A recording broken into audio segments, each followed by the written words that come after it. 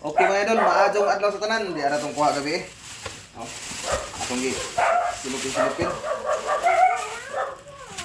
Shout out ata atong dive buddy. Marvin Godfrey Pilisilda. Mulmusunghan. Iyahan ni mga idol 2 kilos. O kare bari ato gabi eh.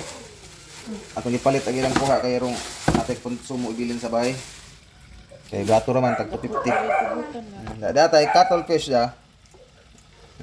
Igo-igo ra kadak. Sakto ra. Natay kay squirrel baga-baga. Tanay mo ni cowfish, isda nga baka. Nay sungay naman, cowfish. Uhi, banak dade? Uhi pa og. Ikuha po ta og kaning tawag na to og pufferfish. Kani patilami ani sa sinugba, larang. Fine na hibo eh. Porcupine, may punok na. Tungod sa yung mga Yata. spines. Papir. Mga idol, salamat kung nagustuhan niyo itong video. Naka-learn mo knowledge. So, palihog mag-share para daghan naman kita. Nya, ang atong mga silingan, matagaan na po. Kani, atong nangihatag. Matik. Huwag na po tayo nukos sa laod. Gani, no? Muna nukos sa laod.